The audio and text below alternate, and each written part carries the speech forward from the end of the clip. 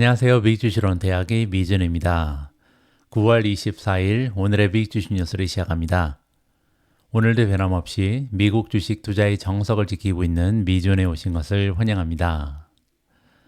제가 어제 방송 초반에 초이스 스탁의 김인중 대표님과 미준 특가를 좀 부탁드리고 협상을 진행 중이다 이런 말씀을 드렸잖아요.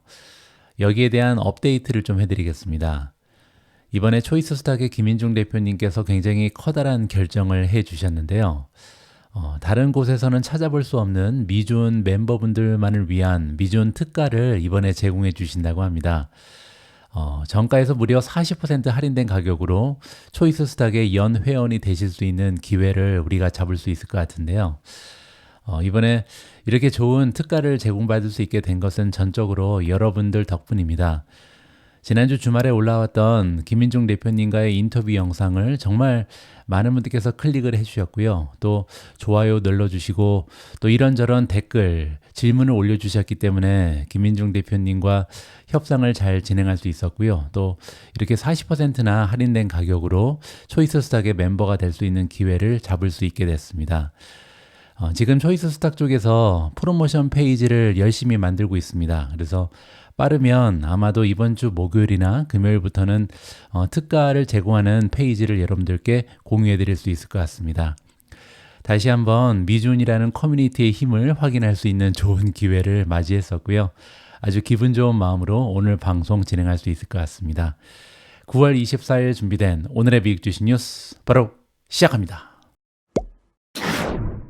오늘도 미국 증시의 시황부터 정리하도록 하겠습니다. 가장 먼저 S&P 500 맵을 보시면요. 어제도 상승한 종목의 수가 떨어진 종목의 수보다는 훨씬 더 많아 보입니다. 따라서 시장의 폭은 계속해서 확대되는 굉장히 긍정적인 추세가 발견되는 거죠. 하지만 떨어진 종목이요. 대체적으로 메가테크 기업입니다. 보시는 것처럼 구글이 0.95%, 애플이 0.76%, 마이크로소프트가 0.4% 떨어졌고요. 최근에 굉장히 주가가 많이 상승한 일라이 릴리 역시도 0.32% 떨어졌죠. 따라서 정리를 해보면요. 지금 현재 시장의 상황은 굉장히 긍정적입니다. 대체적으로 상승하는 종목의 수가 많고요. 3대 지수 모두 어제도 플러스를 기록했거든요. 하지만 지금까지 시장을 이끌었던 메가테크 기업, 특히 인공지능 수혜주라든지 아니면 체중 조절 수혜주들이 지금 모멘텀을 조금 잃고 있잖아요. 그 얘기는 상승한 종목에서 투자 자금이 일부 빠져나가서 지금까지 달리지 못했던 중형주로 좀 이동하고 있다. 소형주로 이동하고 있다. 뭐 이런 식으로 해석이 가능합니다. 따라서 시장의 폭은 굉장히 넓어졌는데요. 현재 S&P 500을 구성하는 500대 기업 중에 78.52%는요. 50일 이평선 이상으로 주가가 형성이 되어 있고요. 장기적인 추세를 따르는 200일 이평선 이상으로 주가가 올라간 종목의 수도 76.3%나 됩니다. 따라서 장기적인 추세 그리고 단기적인 추세가 굉장히 좋은 종목이 확대되고 있다. 따라서 대체적으로 시장이 전반적으로 상승하는 좋은 추세가 발견되죠. 자, 그런데 여기서 우리가 한 가지 걱정되는 부분은요. 나의 포트폴리오는 지금 테크주에만 몰빵을 하고 있다. 이런 분들께서는 약간 좀 심리적으로는 위축될 수도 있습니다. 이런 경우에는요. 한 가지 해지할 수 있는 방법이 있긴 합니다. 인베스코 S&P 500 Equal Weight ETF라는 게 있는데요. 이거는 500대 기업의 동일한 비중을 가지고 투자하는 ETF다. 이렇게 보시면 됩니다. 지금까지는 서태지와 아이들 중에 서태지만 달렸는데요. 이제는 아이들이 더 많이 달릴 가능성도 높잖아요. 하지만 서태지를 버릴 수는 없죠. 따라서 서태지와 아이들에게 동시다발적으로 투자할 수 있는 한 가지 툴이 될 수 있다. 동일한 비중으로 500대 기업에 골고루 투자하는 툴이다. 이렇게 보시면 됩니다. 지금 현재 인베스코 S&P 500 Equal Weight ETF의 모멘텀을 잠깐 보여드리죠. RSP가 티커네임이고요. RSP 같은 경우는 26가지의 모멘텀 지표 중에 3가지가 매도를 주장하고 있고요. 9가지는 중립, 그리고 14가지가 매수를 주장하고 있습니다. 따라서 지금 현재 모멘텀이 굉장히 뛰어나죠. 현재 RSI는 65.91이기 때문에 상승 여지가 많이 남아 있는 것으로 파악이 됩니다. 그리고 RSP의 주가 차트 잠깐 보여드리면요. 한동안 어떻게 보면 횡보를 했다라는 느낌이 들죠. 그리고 두 가지 정도 긍정적인 모습이 보이는데요. 첫 번째는 여기 두 번이나 뚫리지 않으면서 강력한 저항선 역할을 했던 전고점이요. 이제는 단단한 지지선 역할을 해주고 있습니다. 따라서 지지선 하나가 발견이 되는 거고요. 또 한 가지 긍정적인 부분은요. 여기 컵앤핸들이 형성이 됐죠. 그리고 또 한 번 작은 컵앤핸들이 만들어지는 형국에 있다. 따라서 지금 현재 주가 차트가 굉장히 예쁜 것이 RSP라는 ETF다. 이렇게 정리가 가능합니다. 어제 3대 지수의 움직임을 보시면요. 다우존스는 0.15% 올라갔고요. S&P 500은 플러스 0.28, 나스닥도 0.14% 골고루 상승했습니다. 따라서 급등장은 아니었지만 전반적인 추세가 좋았죠. 비트코인 역시도 소폭으로 상승하면서 63,846개가 있습니다. 따라서 금리 인하 이후에 대체적으로 모든 자산이 상승하는 좋은 추세가 지켜지고 있다. 이렇게 보시면 되겠죠. 한 가지 아쉬운 부분은 어제 러셀 2000은 하락했습니다. 0.34%, 비록 소폭이긴 하지만 상승 추세를 지켜내지 못하고 있다. 이 부분은 조금 안타깝고요. 다음에는 미존 탑픽의 성적인데요. 16종목 중에 대부분이 상승을 하고 4종목만 하락을 했습니다. 가장 좋은 추세를 발견할 수 있는 곳은 바로 테슬라고요. 테슬라가 250을 찍었습니다. 주가가 4.93% 급등을 했고요. 두 번째로 팔란티어가 플러스 2.02%, 최근에 가장 좋은 모멘텀을 계속해서 보여주고 있고요. 세 번째로 제타가 플러스 1.69, 네 번째로 B2가 플러스 1.45, 브로드컴 플러스 1.08, 우버 플러스 1.04, 비트코인 플러스 0.58, 메타 플러스 0.5, AMD가 플러스 0.51, TSMC 플러스 0.39, 엔비디아 플러스 0.2, 앱러빈 플러스 0.02% 상승했습니다. 그 밖에 네 종목은 떨어졌는데요. 어제는 소형주가 떨어졌죠. IWM이 마이너스 0.37, 마이크로소프트가 마이너스 0.40, 구글 마이너스 1.06, TNA가 1.21% 떨어지면서 가장 좋지 않은 추세를 만들어냈습니다. 다행인 점은요. 지금 TNA 같은 경우는 장 이후에 1.39% 프리장에서 올라가고 있거든요. 따라서 소형주가 다시 반등하는 거 아닌가 이렇게 기대를 가질 수 있는 좋은 수치가 보여지고 있습니다. 최근 들어서는 제가 방송에서 너무 일방적으로 긍정적인 기사만 읽어드리는 것 같습니다. 그러다 보니까 톱니가 된 기분인데요. 너무 강선언에 치중된 그런 방송 내용이 아닌가 걱정도 됩니다. 하지만 지난 8월 초 그리고 9월 초까지 좀 끔찍할 정도로 변동성이 악화됐었잖아요. 그래서 아무래도 공포감이 밀려오는 시기였기 때문에 조금은 긍정적인 방향으로 방송을 구성했다. 이렇게 좀 변명을 해보고자 합니다. 그리고 누누이 말씀드리는 것처럼 저는 지금 현재 대세 상승장이 진행되고 있다고 생각하거든요. 따라서 만약에 주가가 조정을 받으면 우리가 줍줍할 수 있는 기회로 활용해야 된다. 억울하게 떨어진 종목을 찾아야 된다. 이러한 생각을 계속해서 지켜내고 있습니다. 오늘 역시도 조금은 긍정적인 기사로 포문을 열어보도록 하겠습니다. S&P 500이요. 6천의 고지가 보인다라는 반가운 소식인데요. 자, 어떠한 전망을 제시하고 있는지 긍정적인 내용을 다시 한번 살펴보도록 하겠습니다. 데이터 트랙 리서치에 따르면요. 미국 주식시장은 내년에 실적 모멘텀이 있는 것으로 보이고요. 지난주에 연방준비제도 이사회가 금리 인하 사이클을 시작했기 때문에 2024년 S&P 500 목표치는 현재 수준에서 크게 벗어나지 않은 6천에 달할 것으로 예상이 되고 있습니다. 이제 2024년 얼마 남지 않았죠. 3달하고 조금 더 남았는데요. 그동안 5%나 추가적으로 달릴 수 있다. 굉장히 긍정적인 전망이 제시되고 있는 거죠. 누누이 말씀드리지만요. 주식 투자를 할 때 우리가 그냥 주가 차트만 보고 있으면 좀 막막합니다. 근데 이거를요. 실적 곱하기 멀티플이다. 이렇게 주가를 공식으로 놓고 보면 조금 더 선명한 그림을 우리가 찾아볼 수가 있거든요. 이것도 마찬가지죠. 내년에는 실적 모멘텀이 있는 것으로 보인다. 이 얘기는요. 경기가 만약에 하락하지 않는다면 기업의 실적이 계속해서 상승할 것이다. 이러한 좋은 얘기를 하는 거죠. 그리고 또 한 가지. 지난주에 연방준비제도 이사회가 금리 인하 사이클을 시작했잖아요. 금리 인하 사이클을 시작했기 때문에 이제 멀티플도 확장할 가능성이 높은 거죠. 아니면 적어도 지금 높게 형성되어 있는 밸류에이션이 떨어지진 않을 것이다. 따라서 주가는 실적 곱하기 멀티플인데 만약에 멀티플이 확장되거나 아니면 적어도 지금 수준을 유지하고요. 그리고 또한 내년에 실적이 모멘텀을 받는다. 즉 실적이 올해 비해서 상승할 수 있다면 성장할 수 있다면 결국 S&P 500도 계속해서 주가가 올라갈 수 있다. 이런 식으로 해석이 가능합니다. 그리고 또 한 가지 미국의 대형주 지수를 나타내는 S&P 500 지수는요. 월요일 5,718.57로 마감하면서 사상 최고치를 경신했습니다. 이 부분도 굉장히 긍정적이죠. 사상 최고치를 경신하게 되면요. 그 다음에는 저항선이 없잖아요. 따라서 다시 한번 신나게 달릴 수 있는 모멘텀이 강화되고 있다. 이렇게 볼 수가 있겠죠. 주식은요. 제가 볼 때 저가에 사서 고가에 파는 것이 아닙니다. 이건 너무나 어렵거든요. 가장 쉬운 방법은 비싼 주식을 더 비싸게 파는 것이 가장 손쉬운 투자 방법이다라는 것이 모멘텀 투자의 이론입니다. 데이터 트럭의 공동 설립자인 니콜라스 콜라스가 등장하는데요. 이 전문가는 이렇게 얘기합니다. 일부 약세론자들의 의견과는 달리 S&P 500의 수익 성장을 이끄는 것은 단지 테크 기업과 인공지능뿐만이 아니다. 앞에서 우리가 살펴본 것처럼 서태지와 아이들 중에 아이들이 이제 수익 성장을 할 것이다. 이렇게 지금 얘기하는 거죠. 내년에는 좀 더 많은 그룹이, 그리고 일부 그룹은요, 기술 기업보다도 더 큰 성장을 일굴 수 있을 것이다. 이렇게 지금 주장을 하고 있습니다. 데이터 트랙에 따르면요, 월가의 애널리스트들은 내년 S&P 500 지수의 주당 순이익이 15.2%나 증가하면서 올해의 10% 성장보다 더 강세를 보일 것으로 예상하고 있습니다. 주식시장은 항상 선행을 하잖아요. 최소 6개월 이상 앞서 나가는 것이 주식시장입니다. 따라서 내년 S&P 500 기업들의 주당 순이익이 15.2% 증가하는 것 때문에 지금까지 미국 증시가 좋은 추세를 지켜왔고요. 그리고 이러한 추세가 지켜질 수만 있다면, 그리고 2026년까지도 전망이 강화된다면 앞으로도 쭉 달릴 수 있다. 이렇게 기대가 가능한 거죠.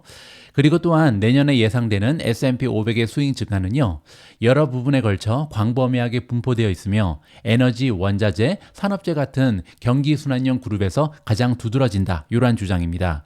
따라서 지금 차이점이 하나 있다면요, 지금까지도 S&P 500의 수익은 증가해 왔죠. 올해 같은 경우도 10% 이상 증가했는데요. 내년에는 10%가 15.2%까지 확장될 뿐만 아니라, 그리고 이제 한두 종목이 주당 순이익의 향상을 도모하는 것이 아니라 여러 종목이 동시다발적으로 수익이 증대될 것이다. 이렇게 긍정적인 얘기를 하는 거죠. 자, 여기 그래프가 하나 나와 있는데요. 2024년 성장률과 2025년 성장률의 차이가 가장 커다란 이 부분을 우리가 살펴볼 수가 있겠습니다. S&P 500은 총 11개의 섹터로 나누어지는데요. 그 중에서 23.1%포인트 차이가 나는 섹터가 하나 있죠. 바로 머티리얼, 원자재입니다. 원자재 같은 경우는요, 올해 같은 경우는 2023년에 비해서 오히려 4.7% 성장이 둔화됐습니다. 그런데 여기 플러스 23.1이라고 써 있잖아요. 그 얘기는 마이너스 4.7에서 이번에는 플러스 19 정도로 올라간다는 얘기죠. 여기 보시면 20% 아래까지 가 있잖아요. 따라서 작년 성장률은 마이너스였는데 이번에 성장률이 플러스 19%까지 올라가면서 그 차이가 23.1이다. 따라서 굉장히 차이가 많이 난다. 전혀 다른 모습이다. 이렇게 해석이 가능한 거죠. 자, 그리고 여기 보시면 12%포인트 차이 나는 부분이 있는데요. 바로 산업재입니다. 산업재 같은 경우는 올해 같은 경우는 플러스 4.1%인데 이제 다가오는 2025년에는요. 15% 넘어가는 성장을 이룰 수 있다. 이렇게 지금 전망이 나오고 있죠. 따라서 그 차이가 12%포인트 정도 된다. 이렇게 보시면 됩니다. 그리고 쭉 옆으로 이동하면요. 22.3%포인트가 나옵니다. 이거는요. 에너지입니다. 에너지 같은 경우는 올해 마이너스 11% 굉장히 저조했잖아요. 그런데 내년 같은 경우는 플러스 10%를 넘어가죠. 따라서 그 차이가 플러스 22%를 넘어간다. 이런 식으로 해석이 가능합니다. 자, 이번에는요, 작년 성장률과 내년 성장률의 차이를 보지 않고 그냥 내년에 어떤 섹터가 가장 많이 성장할 것인가, 이 부분을 보시면요, 1위는 헬스케어입니다. 헬스케어 같은 경우는 20%를 넘어가죠. 따라서 굉장히 좋은 성장 추세를 우리가 기대할 수가 있는 거고요. 두 번째 같은 경우는 테크놀로지입니다. 테크놀로지는 21.2%의 성장을 기대할 수가 있다. 거의 비슷하죠. 그리고 세 번째가 머티리얼, 산업재가 18.4%고요. 네 번째는 커뮤니케이션 서비스가 16.9%, 굉장한 성장률을 기대할 수 있는 4개의 섹터가 발견되고 있습니다. 계속해서 한번 읽어보시죠. 미국 경제가 이렇게 계속 성장하고 있음에도 불구하고 연방준비제도 이사회가 현재 완화 모드에 있기 때문에 주식에 대한 저항이 가장 적어지면서 미국 증시는 계속 상승할 것이다. 콜라스라는 전문가의 의견이고요. 앞에서 우리가 했던 얘기를 그대로 반복하는 거죠. 주가는 실적 곱하기 멀티플인데 경제가 계속 성장하고 있으니까 어닝도 성장하고요. 또 한 가지, 연방준비제도 이사회가 완화 모드에 있다. 따라서 금리 인하가 있기 때문에 금리 인하는 계속해서 멀티플을 지켜줄 것이다. 이렇게 해석이 가능합니다. 기업 수익 기대치와 관련해서 월가의 애널리스트들은요, S&P 500 지수가 향후 4분기 동안 주당 258달러까지 버블업할 것으로 예상하는데요. 이는 지난 4분기보다 약 12% 상승한 것입니다. 따라서 과거 1년 동안 만들어낸 어닝보다는 앞으로 향후 1년 동안 어닝이 한 12% 정도 더 만들어질 수 있다. 따라서 만약에 멀티플이 그대로라면 주가는 12% 올라가는 게 정상이다. 이렇게 해석이 가능한 거죠. 한편 데이터 트랙에 따르면요, S&P 500 지수는 12개월 선행 수익 추정치, 우리가 영어로 Forward EPS라고 부르는 거죠. 앞으로 다가오는 1년 동안 S&P 500에 속해 있는 500대 기업이 만들어낼 것으로 기대되는 EPS를 다 합친 겁니다. 자, 그런데 이 EPS가요, 22.1배의 거래가 되고 있다. 이거는 이제 PER을 얘기하는 거고요. 그런데 이 22.1배는요, 5년 평균인 19.5와 10년 평균인 18배에 비해서 굉장히 높은 배수죠. 따라서 멀티플이 감소하면서 주가가 떨어질 가능성이 있는 거잖아요. 자, 그런데 문제는요, 2020년 최고치인 23.2에 비하면 낮은 수준이고요.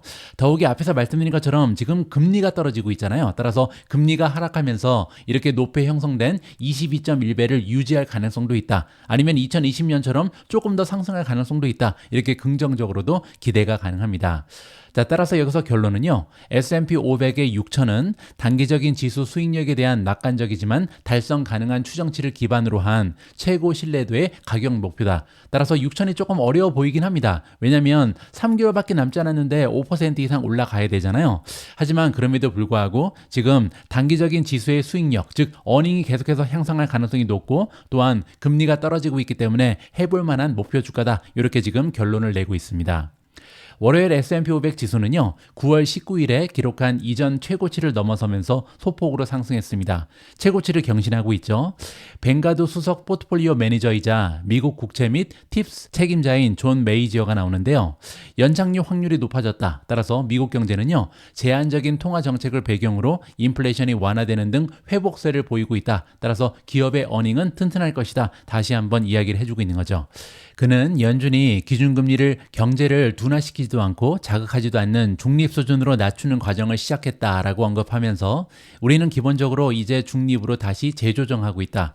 재조정이란 말을 지금 시장에서 굉장히 좋아한다. 이런 말씀을 드렸죠. 따라서 지금 현재 금리가 떨어지는 이유는 경제가 둔화되고 있기 때문이 아니라 지나치게 높게 형성돼 있던 금리를 다시 제자리로 돌려놓고 있는 과정이다. 이렇게 긍정적으로 해석이 가능할 것 같습니다.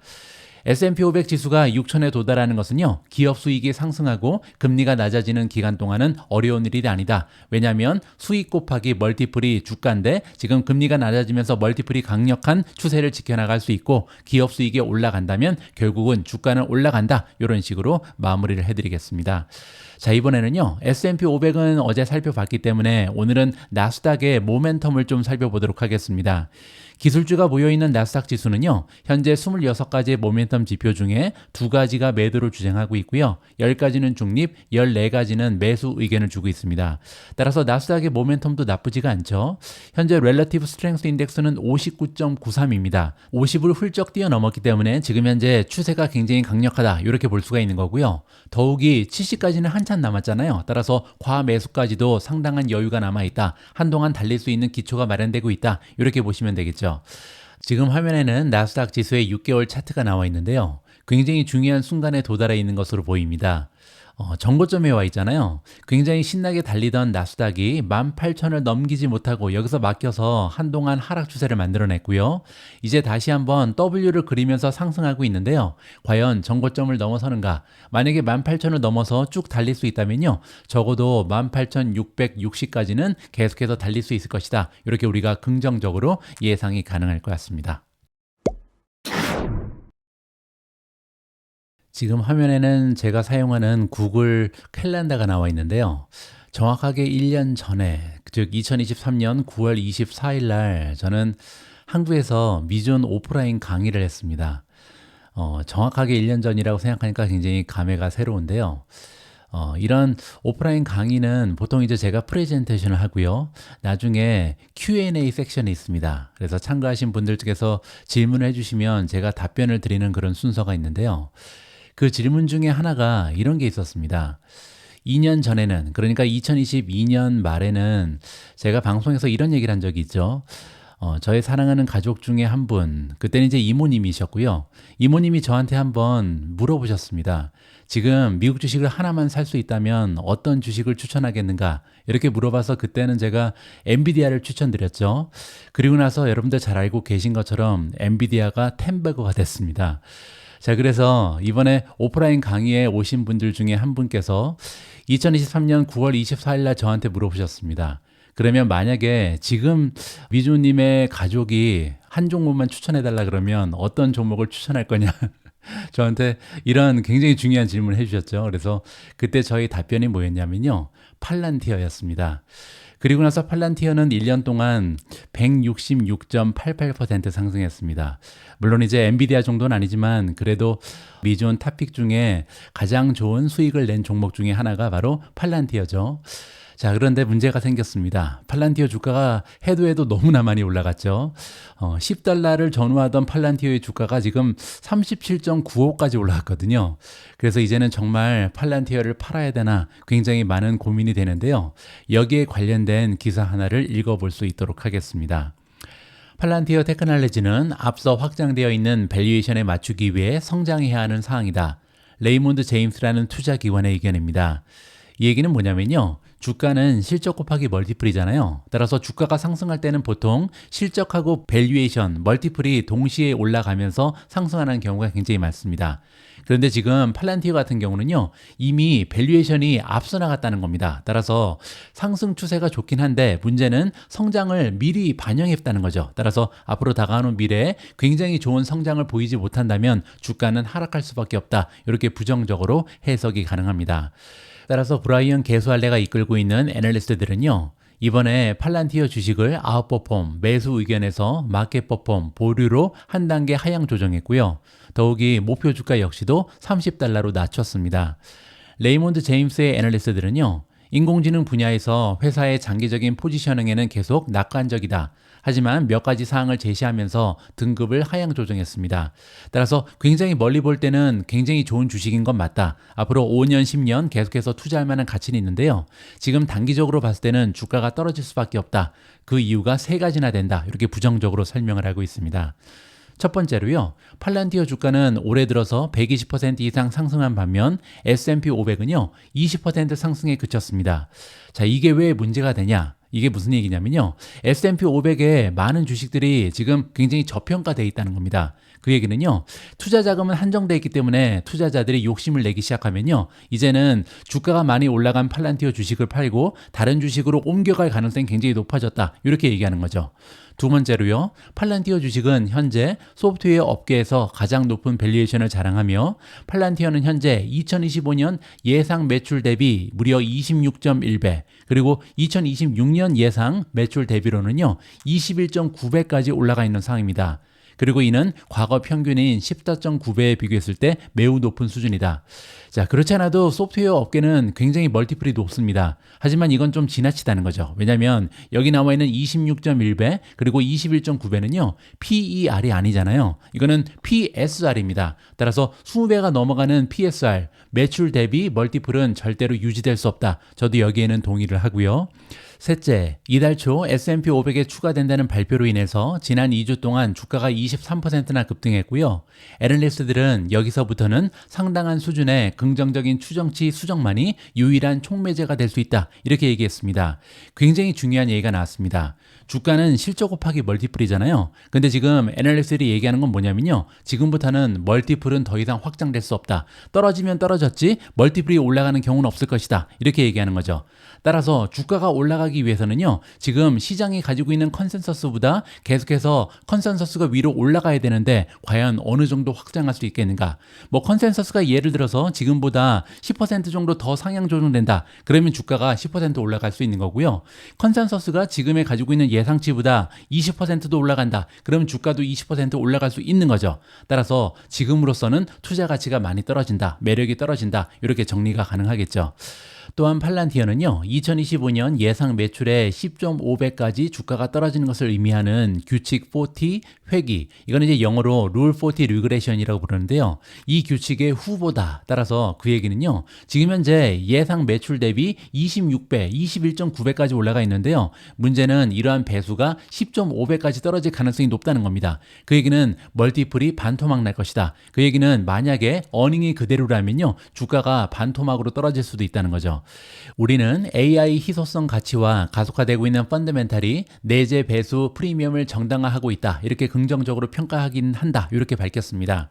하지만 현재의 EV 매출 배수를 정당하기 위해서는요, 매출 성장 더하기 이익이 현재 수준인 58에서 100 이상을 초과해야 할 것이다. 이렇게 지금 발표하고 있습니다. 자, 여기 나와 있는 매출 성장률 더하기 이익은요, 우리가 보통 40 룰에 사용하는 수치입니다. 이건 뭐냐면요, 소프트웨어 기업들이 매출 성장 더하기 이익률이요, 40을 넘어가면 투자 가치가 있는 굉장히 건실한 기업이다. 이렇게 평가가 가능하거든요. 따라서 지금 현재 팔란티어 같은 경우는요, 매출 성장률 더하기 이익률이 무려 58입니다. 따라서 40을 훌쩍 넘어가는 굉장히 좋은 주식이죠. 자, 근데 문제는 뭐냐면요, 지금 이러한 좋은 주식이라는 평가가 이미 멀티플이 반영이 됐다는 거죠. 따라서 지금 현재 매출 대비 수배가 넘어가는 이 배수를 만족하기 위해서는요, 매출 성장 더하기 이익률이 100 이상을 초과해야만 주가가 떨어지지 않을 수 있다. 이렇게 설명이 가능한 겁니다. 따라서 지금 현재로서는요, 기업의 펀더멘탈은 너무나 좋음에도 불구하고 멀티플이 지나치게 확장됐기 때문에 당분간은 조정을 받을 가능성이 높다. 따라서 비중이 지나치게 높은 투자자 입장에서는요, 비중을 약간 하향 조정하는 것도 한 가지의 리스크를 줄일 수 있는 방법이다. 개인적으로 판단하고 있습니다. 제가 최근에 방송에서 한번 언급드린 적이 있는데요. 저는 미준 3탄 책을 요즘에 집필하고 있습니다. 주중에는 시간이 나지 않기 때문에 주말에 시간을 내서 짬짬이 진도를 나가고 있는데요. 미준 3탄 책에 등장하는 주요 내용 중에 하나는 미국 증시를 둘러싼 잘못된 투자 조언입니다. 뭐 예를 들어서 주가가 떨어지면 계속해서 줍줍하면서 평단가를 낮춰라, 뭐 이런 조언들이 있는데요. 저는 개인적으로 이렇게 잘못된 조언들 때문에 우리의 주식 투자가 성공하지 못하고 실패로 돌아간다, 이러한 주장을 이 책을 통해서 펼치고 있습니다. 뭐 그 밖에도 다양한 시장의 조언들을 제가 비판하고 있는데요. 또 하나 잠깐 설명을 드리면 이런 얘기가 있죠. 뉴스는 주가에 이미 반영이 돼 있다. 이 얘기는요, 시장을 둘러싼 여러 가지 뉴스에 대한 가치를 절하시키는 굉장히 좋지 않은 코멘트라고 저는 생각을 합니다. 제가 볼 때는요, 기업의 가치는 매일매일 우리가 읽고 있는 기업에 관련된 뉴스가 차곡차곡 쌓여서 결국 만들어지는 것이 그 기업이 가지고 있는 가치다. 저는 이렇게 판단하고 있거든요. 여러분들 기억하실 겁니다. 한 1년 전에 테슬라 주가 흐름이 너무나 좋지 않을 때 제가 테슬라 관련해서 많은 기사를 올려드렸잖아요. 그때 욕을 굉장히 많이 먹었죠. 왜냐하면 왜 이렇게 테슬라 안티처럼 안 좋은 뉴스만 매일매일 얘기하는가, 저한테 이런 비판을 하신 분들이 굉장히 많았거든요. 근데 그때는요, 정말로 테슬라 관련해서 너무나 많은 악재가 쏟아져 나왔습니다. 그리고 저는 이러한 악재들을 그대로 읽어드렸을 뿐이거든요. 그래서 지금 제가 말씀드리고 싶은 부분은 뭐냐면요, 이렇게 안 좋은 뉴스가 계속해서 쌓여 나가게 되면 결국은 주가는 떨어질 수밖에 없는 거고요. 좋은 뉴스가 계속해서 발견되면 이러한 호재가 쌓여서 기업의 가치가 올라간다, 이런 말씀을 좀 드리고 싶습니다. 다행히 최근에는요, 테슬라 관련해서 계속해서 좋은 소식만 들려오고 있습니다. 이번에도 다시 달리기 시작한 테슬라라는 긍정적인 제목이 발견되잖아요. 따라서 이제는 테슬라가 드디어 주가 반등을 슬슬 보이고 있다, 정말 모멘텀이 확장되고 있다는 것을 확인할 수 있는 좋은 기회가 되고 있습니다. 테슬라 주가는 3분기 실적에 대한 낙관적인 전망이 나오면서 새로운 주 거래를 시작하면서 상승해서 결국은 올해 들어 지금까지 플러스 영역으로 진입했습니다. 바로 어제 진입을 했죠. 그래서 지금까지는요, 2024년 들어서 마이너스 성장을 보였죠. 근데 드디어 주가가 어제 큰 폭으로 급등하면서 플러스로 전환했다라는 반가운 소식입니다. 이 전기자동차 제조업체의 주가는요, 월요일 거래에서 4.9% 상승한 $250로 마감을 했고요. S&P 500 지수에서 가장 높은 상승률을 기록했습니다. 그만큼 지금 500대 기업 중에 가장 좋은 모멘텀을 가진 기업이 바로 테슬라다, 이렇게 평가가 가능한 거죠. S&P 500은 0.28, 다우존스는 0.15% 상승하는 데 그쳤고요. 2024년 들어서 테슬라 주가는요, 0.6% 드디어 플러스로 상승했습니다. 2023년 테슬라 주가는요, 248.48달러로 마감을 했습니다. 그때만 해도 이제 테슬라 주가가 드디어 반등한다 이렇게 주장하는 사람들이 많이 있었죠. 하지만 그 이후 4월 중순에는요, 무려 138.80달러까지 하락하면서 1년 동안 수익률이 마이너스 44%를 보인 적도 있습니다. 그리고 나서 7월 2분기 실적이 발표되기 전까지 주당 250달러로 다시 반등을 했었고요. 예상보다 부진한 실적으로 인해 7월 24일 주가는 12% 이상 하락한 적도 있죠. 하지만 월요일 상승으로 인해 실적 발표 이후의 손실은 이제 모두 지워졌고요. 7월 초에 기록했던 52주 최고가인 263.26달러에 비해서는 여전히 5% 정도 하락한 상황입니다. 그 이유는 여러분들 잘 알고 계신 것처럼 성장이었죠. 테슬라는요, 올해 상반기에 약 83만 1000대의 차량을 출하했고요. 이는 2023년 상반기에 비해서 무려 7%나 감소한 수치입니다. 판매량 감소는 테슬라 주가가 월요일 거래를 앞둔 시점에서 S&P 500 지수보다 약 25%포인트 뒤처진 이유 중에 하나였죠. 하지만 이제는 바닥을 찍은 것 같습니다.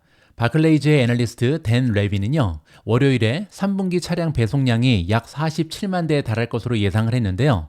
이는 팩트셋이 집계한 컨센서스 전망치인 약 46만 대와 비교하면 1만 대가 늘어났고요. 전년 대비해서도 약 8%나 증가한 수치입니다. 댄 레비는요, 중국에서의 판매 호조가 실적 호조로 이어질 것이다 라고 주장하고 있고요. 최근 유럽 전기차 판매가 부진하다 이렇게 덧붙였습니다. 지금 현재 중국은 계속해서 좋아지고 있고요. 반면 유럽의 전기차 판매는 굉장히 우울한 상황이라는 것을 좀 감안할 필요는 있는 거죠. 업계 데이터 제공업체 ACEA에 따르면요, 7월달 그리고 8월달의 유럽의 총 자동차 판매량은요, 전년 대비 무려 8%나 감소했습니다. 전기차 판매량은 23%나 급강한 상황이고요. 하지만 다행인 부분은 미국입니다. 워드 오토모티브에 따르면 7월 그리고 8월 달에 미국 전체 전기차 판매량은요, 전년 대비 약 14% 증가했습니다. 따라서 중국도 그렇고 미국도 그렇고 지금 유럽을 제외한 대부분의 시장이 반등하고 있다. 드디어 바닥을 찍고 향상하고 있다. 이렇게 우리가 긍정적으로 평가를 해볼 수가 있는 거죠. 테슬라의 3분기 실적은요, 10월 2일에 발표될 예정입니다. 그 후 10월 10일에는 이른바 로보택시 이벤트를 통해서 자율주행 기술이 투자자들에게 어떻게 수익성을 제공하는지 설명한 예정에 있다.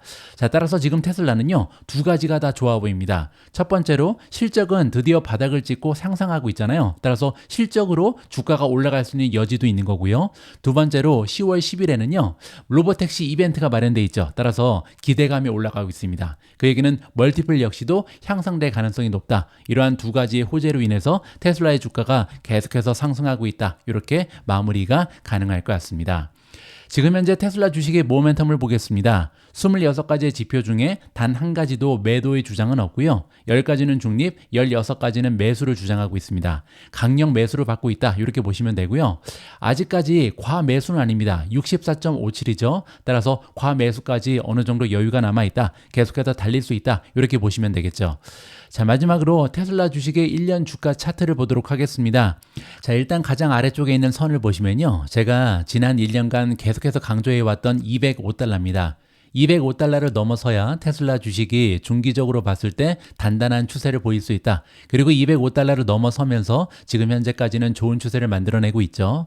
자, 그리고 두 번째로 중요한 선은 바로 236입니다. 그리고 이 236 근처에 두 번이나 주가가 올라가다가 떨어지는 굉장히 좋지 않은 추세가 발견이 되잖아요. 여기가 굉장히 강력한 저항선이었다. 근데 고무적인 부분은요, 이번에 드디어 236을 뚫어냈습니다. 그래서 지금 주가는 250까지 올라가 있는 상황이고요.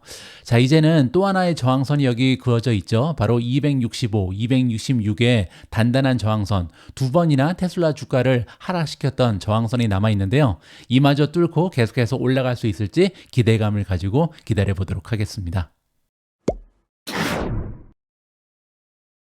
오늘 마지막으로 준비된 기사는요, 오래간만에 인공지능 전력 수혜주에 관련된 기사를 함께 읽어보도록 하겠습니다. AI 전력 수혜주 투자 기회는 아직 남아 있다라는 제목이고요. 컨셀레이션 에너지, 티커네임은 CEG고요. 컨셀레이션 에너지의 주가는 지난주에 펜실베니아의 3마일 아일랜드 원자력 발전소를 재가동할 계획이다 이렇게 밝히면서 전력회사의 획기적인 발표 이후 여전히 상승세를 이어나가고 있습니다. 컨셀레이션 에너지 주가는요, 금요일에 무려 22%나 급등을 했고요. 월요일 초에 6.6% 상승하고 있다. 이렇게 지금 나와 있죠. 데이비드 아카로라는 전문가가 나오는데요. 모간 스탠리에서 일하고 있는 애널리스트고요. 데이비드 아카로는 컨셀레이션의 목표 주가를 313달러로 올렸고요. 금요일 종가인 254.98달러 대비 무려 23% 가까운 수익률을 예상하고 있습니다. 따라서 앞으로도 쭉 달릴 수 있다. 이렇게 얘기하는 거죠. 모간 스탠리는 3마일 아일랜드의 1호기 원자로만으로도 주당 1.70달러의 추가 수익을 낼 수 있다. 이렇게 얘기하고 있고요. 무려 4억 4,500만 달러의 순이익을 올릴 수 있을 것으로 추정하고 있습니다. 따라서 컨셀레이션의 목표 주가를 올리는 한 가지 이유가 바로 여기에 있다. 원자로 때문이다. 이렇게 지금 밝히고 있는 거죠. 모간 스탠리는요, 월요일 메모에서 2028년에 발전소를 다시 가동하기 위한 운영상의 리스크는 관리 가능한 것으로 보인다. 이렇게 밝히고 있습니다. 이 얘기는요, 발전소를 다시 가동하기 위해서는 투자 자금이 많이 들어갈 거 아니에요. 그런데 이러한 투자 자금을 회수할 가능성이 높다. 이렇게 지금 얘기하는 거죠. 원자력 발전소의 재가동은요, 마이크로소프트라는 강력한 비즈니스 파트너가 있기 때문에 20년이라는 긴 계획을 통해 전력을 구매하고 있고, 따라서 걱정할 필요 없다. 이러한 의견으로 보시면 되겠습니다. 자, 다음 기업은 비스트라 코퍼레이션이고요. 티커네임은 VST죠. 자, 비스트라 역시도 금요일날 16%나 급등했는데요. 원자력 포트폴리오의 잠재적 기회에 대한 기대감이 커지고 있기 때문입니다. 모간 스탠리는요, 비스트라의 목표 주가를 주당 132달러로 올리고요. 금요일 종가인 107.88달러에서 22% 상승할 수 있다. 이렇게 수익률을 제시했습니다. 이 투자은행 모간 스탠리는 비스트라의 향후 데이터 센터 거래 가치를 주당 39달러로 평가했다. 따라서 목표 주가는 130인데요. 이 중에서 인공지능에 관련된 데이터 센터 때문에 39달러가 올라간 것이다. 이렇게 지금 이야기를 하고 있는 거죠. 다음에는 퍼블릭 서비스 엔터프라이즈 그룹이고요. PEG가 티커네임입니다. 이 기업 역시도 금요일 종가인 주당 86.76달러 대비 9% 이상의 수익을 나타내는 95달러의 새로운 목표 주가를 제시했습니다. 따라서 한두 종목이 아닌 거죠. 지금 수혜주가 굉장히 많이 있고요. 인공지능의 영향으로 인해서 데이터 센터가 굉장히 많은 전력을 소비할 수밖에 없고요. 그렇기 때문에 많은 유틸리티 기업들이 혜택을 받을 것이다. 이렇게 보시면 되겠습니다. 자, 그뿐만이 아닙니다. 모간 스탠리의 애널리스트 스티븐 버드에 따르면요, 재생에너지와 천연가스 주식 역시도 원자력 거래에 간접적인 혜택을 받을 수 있다. 이렇게 주장하고 있는데요. 원자력 발전소에 데이터 센터를 건설하는 기술 기업 및 기타 개발 업체는요, 전력망의 공백을 메우기 위해서는 재생에너지 및 천연가스 발전에 투자할 가능성이 높다. 이것이 스티븐 버드의 의견입니다. 월요일 메모에서 고객들에게 밝혔다. 이렇게 이해가 가능하고요. 자, 또 다른 수혜주들이 등장합니다. G 버너바라든지 지멘스 에너지, 미츠비시 같은 천연가스 발전 장비를 만드는 회사들 역시도 수혜를 받을 수 있다. 이런 의견이고요. 게다가 비스트라 그리고 NRG 에너지 같은 천연가스 발전소를 보유한 전력 회사도 잠재적으로 수혜를 받을 수 있다. 이렇게 의견을 피력하고 있습니다. 자, 그리고 또 다른 종목들이 나오죠. AES 코퍼레이션, 넥스트에라 에너지, 그리고 펄솔러가 나오는데요. 이런 재생에너지 주식 역시도 같은 이유로 순풍을 맞이할 수 있다는 것이 모간 스탠리의 의견입니다. 자, 이 중에서 넥스트에라 에너지는 원자력 기회도 있다라고 하는데요. CEO인 존 캐첩은 회사가 듀안 아놀드 원자력 발전소의 재가동을 검토하고 있다. 이렇게 발표를 했습니다. 웰스파고에 따르면요, 이 발전소를 만약에 재가동하게 되면 넥스트에라 에너지에 주당 1달러의 가치가 추가될 것이다. 이렇게 긍정적으로 전망을 했고요. 게다가 넥스트에라의 대규모 태양광 및 풍력 포트폴리오도요, 데이터 센터 수요에 혜택을 받을 수 있다라는 의견인데요. 이 의견은 웰스파고에서 일하고 있는 애널리스트 닐 칼튼의 의견이고요. 청정 전력을 선호하는 수요는 NE, 즉 넥스트라이나의 핵심 재생에너지 사업에 장기적으로 낙관적이다. 따라서 장기적으로 봤을 때는 청정에너지 종목에 관심을 가질 만하다. 이러한 의견으로 압축이 됩니다. 자, 굉장히 많은 종목들이 제시가 됐는데요. 이 종목들 중에서 제가 개인적으로 관심을 가지고 있는 종목 5개를 모시고 지금 펀더멘탈을 한번 비교 분석해 보도록 하겠습니다. 첫 번째는 CEG, 컨스텔레이션 에너지고요. 두 번째는 VST, 비스트라, 세 번째 AES, 네 번째 NEE, 넥스트에라 에너지, 마지막으로 펄솔러가 나옵니다. 펄솔러는 미주은에서 한동안 탑픽으로 선정했다. 굉장히 좋은 수익을 우리한테 안겨줬던 효자 종목 중에 하나였죠. 자, 이렇게 5종목을 가지고 분석을 좀 해볼 텐데요. 지금 현재 퀀투 레이팅을 보시면 유일하게 펄솔러 혼자 바이 의견을 받고 있습니다. 두 번째로 시킨알파에 연계되어 있는 애널리스트들은요, 대부분은 바이 의견을 주고 있는데 넥스트 에라 에너지만 홀드 의견을 주고 있죠. 마지막으로 월가에서 일하고 있는 전문가들은 5종목 모두 지금 매수를 해야 된다, 이렇게 긍정적으로 평가가 나오고 있습니다. 자, 그러면 퀀트 팩터 그레이드를 통해서 현재 펄솔라 혼자 매수 의견을 받는 이유를 좀 봐야 될 것 같은데요. 여기 보시는 것처럼 CEG 같은 경우는 밸류에이션이 지나치게 높다, 그리고 수익성 역시도 D-로 좋지 않은 평가를 받고 있죠. 두 번째로 비스트라 같은 경우도 밸류에이션이 F를 받기 때문에 현재 매수 의견을 받지 못하는 것으로 파악이 되고요. 세 번째 AES는 대체적으로 괜찮았는데요, D-가 하나 있습니다. 프로피터빌리티, 수익성이 떨어진다, 이렇게 보시면 되고요. 넥스트 에라 에너지 역시도 밸류에이션이 D-였기 때문에 매수 의견을 받을 수는 없었다. 마지막으로 펄솔라 혼자 밸류에이션이 C+로 나쁘지가 않고요. 지금 리비전 역시도 C를 받고 있지만 대부분이 좋은 평가를 받으면서 유일하게 퀀트 시스템으로부터 매수 의견을 제시받았다, 이렇게 보시면 됩니다. 다음에는 배당을 잠깐 볼 텐데요. 안타깝게도 펄솔라 같은 경우는 배당을 나눠주지 않죠. 나머지 종목의 배당률을 잠깐 보도록 하겠습니다. CEG는 0.5%, 비스트라는 0.81, 그리고 AES는 3.65%나 되고요. 마지막으로 넥스트 에라 에너지는 2.49%의 배당을 지급하는 것으로 나와 있습니다. 다음에는 밸류에이션인데요. 가장 먼저 PER을 포워드로 보도록 하겠습니다. 향후 1년 동안 만들어낼 것으로 기대되는 각 기업의 어닝에 비해서 지금 시가총액이 얼마나 올라가 있는가, 이걸 계산하는 건데요. CEG 같은 경우는 27.9배입니다. 따라서 굉장히 높은 밸류에이션을 가지고 있다, 이렇게 보시면 되고요. 두 번째로 비스트라가 22.7배, 그리고 AES는 11.37이니까요. 가장 저렴한 주식이다, 이렇게 볼 수가 있고요. 네 번째로 NEE는 23.9배입니다. 따라서 낮지 않죠. 자, 마지막으로 펄솔라 보시면요, 17.67배로 비교적 굉장히 낮은 밸류에이션을 아직까지는 지키고 있습니다. 자, 그리고 이번에는요, PEG를 보도록 하겠습니다. PE 레이쇼를 성장률로 나눈 거죠. 여기 나와 있는 성장률은요, 향후 2, 3년 동안 나타낼 수 있는 어닝의 성장을 얘기합니다. 자, 이렇게 다시 한번 계산해 봤더니 CEG는요, 1.62. 따라서 PER은 굉장히 높았는데 PEG는 그런대로 괜찮다. 왜냐면 성장률이 앞으로 좋을 예정이다, 이렇게 보시면 되겠죠. 자, 그리고 AES는요, PER이 굉장히 낮기 때문에 성장률을 대비해도 0.94의 굉장히 낮은 PEG가 나오게 됩니다. 자, NEE 같은 경우는 2.88인데요. 이유는 성장률에 비해서 지금 지나치게 밸류에이션이 올라가 있다, 이렇게 평가가 가능한 거죠. 마지막으로 펄솔라는요, 0.69입니다. 따라서 성장률 대비 지금 현재 PER이 굉장히 많은 폭으로 떨어져 있다. 따라서 매수 기회다, 이렇게 밸류에이션은 우리한테 이야기를 하고 있는 거죠. 다음에는 성장률을 보도록 하겠습니다. 매출의 성장 추세를 보시면요, 다가오는 1년 동안 CEG는 마이너스 성장을 기대하고 있고요. 비스트라는 9.32, AES는 1.96%, 거의 성장을 멈춘 상태고요. NEE는 12.7%, 나쁘지 않습니다. 마지막으로 펄솔라는요, 다가오는 1년 동안 매출의 성장이 무려 29.26%나 될 것이다. 따라서 밸류에이션 뿐만 아니라 매출의 성장도 계속해서 가속화되고 있는 좋은 모습을 보여주고 있습니다. 다음에는 수익률입니다. 지금 그로스 프로핏 마진을 보시면요, 19.5, 34.68, 그리고 AES는 20.79, NEE가 61.3%로 가장 좋고요. 마지막으로 펄솔라가 45.78%로 나쁘지 않은 모습을 보여주고 있습니다.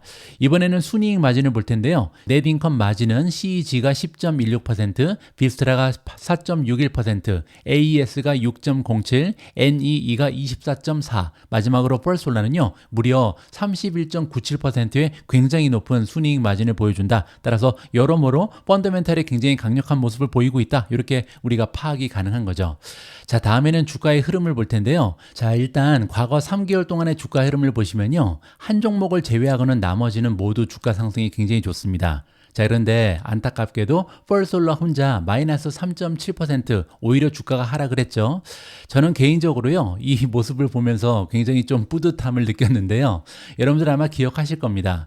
2024년 6월 27일 날 제가 미중 매매 현황을 여러분들께 공개한 적이 있었죠. 그때 세 종목을 전량 매도했는데요. 그 중에 하나가 펄솔라였습니다. 그리고 그때 제가 펄솔라의 주식을 모두 전량 매도한 이유가 바로 모멘텀이 무너졌다, 이런 설명을 드린 적이 있잖아요. 따라서 다시 한번 우리가 주식 투자할 때 단기적으로는 적어도 한 3개월 정도는 모멘텀이 얼마나 중요한 역할을 하는지 다시 한번 확인할 수 있는 기회였다, 이렇게 보시면 되겠죠. 자, 하지만 최근에 1개월 동안은요, 모멘텀이 상승 추세를 만들어내고 있습니다. 따라서 펄솔라가 드디어 바닥을 찍고 상승하는 중이다, 긍정적인 모멘텀을 발견할 수가 있는 거고요. 다음에는 발란시트를 볼 텐데요. 가장 중요한 토탈 데투 에퀴티입니다. 일단 CEG 같은 경우는요, 77.45%, 나쁘지 않습니다. 내가 가지고 있는 자기 자본이 100만 원이면 남한테 빌린 돈은 77만 원에 불과한 거고요. 하지만 VST, AES 그리고 NEE는요, 지금 부채가 자기 자본의 규모를 훨씬 더 넘어서는 굉장히 좀 위험한 모습을 보인다. 특히 AES는 지나치게 부채가 많다, 이러한 부분을 우리가 확인할 수 있는 거고요. 마지막으로 펄솔라는요, 8.57%에 불과합니다. 따라서 어떻게 보면요, 부채가 거의 전무한 기업이다, 이렇게 평가가 가능할 것 같습니다. 자, 마지막으로 캐시플로우 잠깐 볼 텐데요. 가장 중요한 캐시 프롬 오퍼레이션, 영업현금 흐름이죠. 현재 대부분의 종목은요, 영업현금 흐름이 플러스입니다. 하지만 CEG 같은 경우는요, 영업현금 흐름이 마이너스죠. 따라서 지금 현재 현금을 태우고 있다는 것을 여기서 확인해 볼 수가 있겠습니다. 자, 이번에는 굉장히 재밌는 순서를 준비했는데요. 초이스 스탁에서 이 5종목 중에 한 종목만 추천하고 있거든요. 과연 어떤 종목을 추천하고 있는지 그들의 평가를 살펴보도록 하겠습니다. 일단 컨셀레이션 보시면요, 관망입니다. 관망이라는 것은요, 매도를 하고 아직까지는 사지 않고 지켜보고 있다, 이렇게 볼 수가 있는 거고요. 그 이유를 보시면 스마트 스코어가 굉장히 낮습니다. 전체 종목 중에 50% 안에 들지 못한다, 따라서 하위 종목이다, 이렇게 보시면 되고요. 밸류에이션은 다행히 적정가를 기록하고 있습니다. 자, 두 번째는 비스트라 에너지인데요. 비스트라 에너지 역시도 관망입니다. 따라서 매도하고 나서 사지 않고 있다, 이렇게 보시면 되고요. 스마트 스코어가 51에 그쳐 습니다. 이 얘기는요, 전체 주식 중에 37% 정도 상위에 랭크가 돼 있다, 이렇게 보시면 되는데요. 문제는 밸류에이션이 너무나 고평가돼 있다. 따라서 지금은 적정가인 38보다 훨씬 더 올라가 있는 상황이기 때문에 사지 마라, 이렇게 지금 얘기하는 거죠. 다음에는 AES 코퍼레이션인데요. 역시 관망입니다. 따라서 지금 살만한 종목은 아니다, 이렇게 평가가 나와 있는 거고요. 스마트 스코어는 32로 굉장히 낮죠. 전체 중에 55%에 해당한다. 그리고 밸류에이션은 적정가를 기록합니다. 하고 있습니다. 다음에는 넥스트 에라 에너지인데요. 유일하게 보유입니다. 보유라는 것은요, 매수 신호가 뜬 거죠. 그리고 매수 신호 뜬 다음에 아직까지도 계속해서 그 의견이 지켜지고 있는 상황입니다. 자, 그 이유를 보시면요, 스마트 스코어가 59로 비교적 높죠. 따라서 상위 26%에 속하는 좋은 기업이다. 펀더멘탈이 괜찮고요. 두 번째로 밸류에이션은 저평가되어 있습니다. 적정가가 120이 주어지고 있거든요. 따라서 지금 살만한 주식은 넥스트 에라 에너지다, 이렇게 결론이 가능하겠죠. 마지막으로 펄솔라인데요. 펄솔라 같은 경우는 관망입니다. 스마트 스코어는 제일 높습니다. 75를 받으면서 전체 상위 5%, 따라서 지금 미국 기업 중에 상위 5%의 안에 드는 굉장히 견실한 기업이 바로 펄솔라다, 이렇게 보실 수가 있고요. 다만 지금 밸류에이션이 아직까지는 고평가되어 있다라고 평가를 받고 있습니다. 어디까지나 이 인공지능이 운영하고 있는 초이스 스탁의 의견이다, 이 부분은 참고를 해 주셨으면 합니다.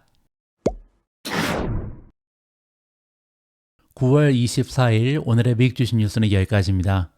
오늘 방송도 마지막까지 함께 시청해 주셔서 감사합니다. 방송을 진행하다 보면요, 좀 쓸데없이 말이 많아지는 경우가 많거든요. 오늘 방송도 생각했던 것보다 좀 길어졌습니다. 지루한 방송이 아니었는지 조금 걱정은 되는데요. 앞으로는 핵심 사항만 좀 요약해서 전달해 드리는 모습도 보여드릴 수 있도록 하겠습니다. 우리 모두가 미국 주식 투자로 은퇴하는 그날까지 다 함께 화이팅입니다. 행복한 하루 되세요. 감사합니다.